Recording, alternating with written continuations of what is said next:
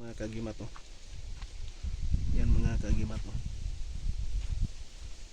Yan. Nailap na mga kagimat yun. Yung aso maayaw magpa. Yan mga kagimat oh. Maliit lang siya mga kagimat.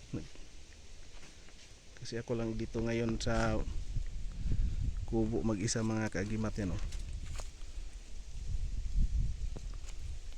Yan siya mga kagimat oh.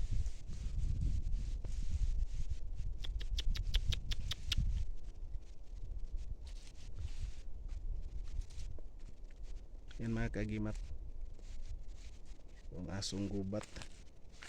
Yan oh.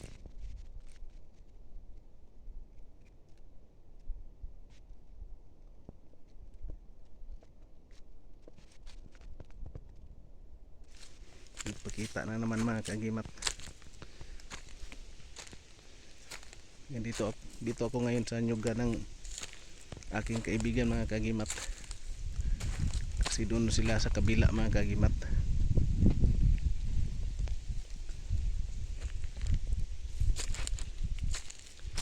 Yan mga kagimat oh. At nagpakita yung aso mga kagimat, yung nagbigay ng pangil mga kagimat. Nawala na siya. Doon ay nagpunta sa maraming sa creek. Nagpakita naman sa akin yung mga kagimat, yung aso actual.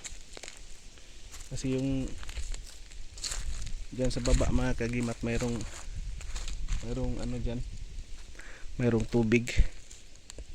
Siguro sobrang init kaya naghahanap na siya ng ano, tubig mga kagimat.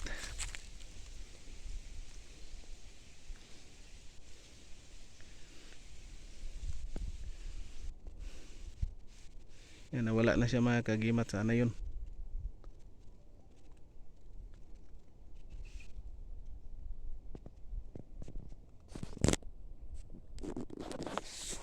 Yan mga kagimat, dito ako ngayon oh, sa nyugan.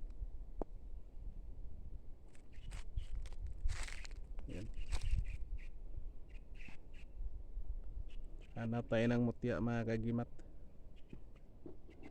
Pero ano muna, pahinga muna kasi mainit. Pero iba yung nakita ko mga kagimat, yung aso mga kagimat. Nagpapakita naman siya sa akin. Parang asong lobo mga kagimat na maliit.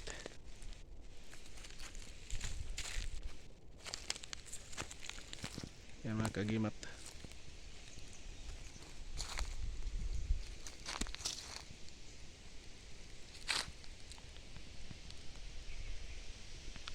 Mainit masyado mga kagimat, kaya siguro nag ano siya mga kagimat, nagpakita.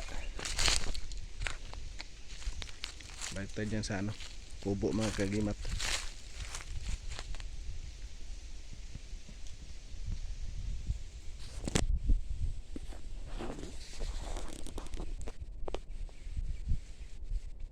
Yan mga kagimat. Nawala na yung aso. Punta na yun sa ano, kakahuyan. Yan, may ano yun dyan mga kagimat. So sa creek mga kagimat. Yan. Malapad na yung ano dyan mga kakahuyan at maraming kawayan mga kagimat.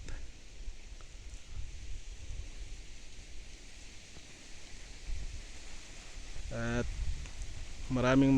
maraming salamat and thank you for watching.